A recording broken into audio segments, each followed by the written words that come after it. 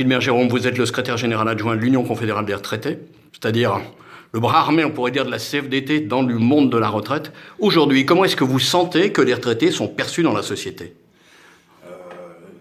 Dans cette période, on sent que les retraités sont discriminés, sont stigmatisés, parce qu'ils subissent en ce moment des attaques, et notamment par le fait que la CSG a été augmentée de 1,7 points sans contrepartie, et que par ailleurs, le pouvoir d'achat est mis en cause, notamment par des augmentations de pensions très limitées, et notamment en deçà de l'inflation.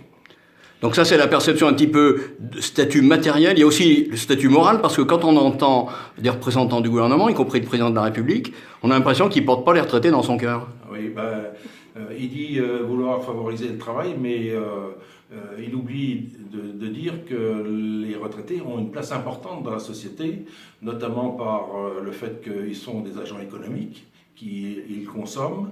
Ils sont aussi la cible pour ce qu'on appelle la silver economy, c'est-à-dire un potentiel économique important, notamment par la prise en compte de la perte d'autonomie. Et ils sont aussi engagés sous des formes diverses dans les associations. Ils sont engagés, ils sont notamment élus dans les collectivités territoriales avec un engagement politique. Ils sont également engagés dans l'organisation syndicale quand ils donnent le coup de main aux syndicats des salariés ou quand ils mènent l'action pour leur propre compte.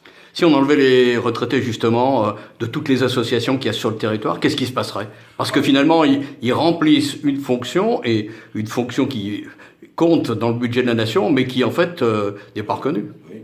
Eh bien, je pense que le pays souffrirait si les retraités cessaient leurs engagements. Alors, il y a les associations à caractère occupationnel, mais il y a aussi beaucoup d'associations qui gèrent des services publics. Je pense notamment à l'aide à la domicile, je pense au soutien aux personnes en situation de pauvreté, les restos du cœur, etc. Donc on sait que 50% des présidents d'associations sont aujourd'hui des retraités. Et donc il est vraisemblable que le pays serait désorganisé et ça provoquerait beaucoup de difficultés.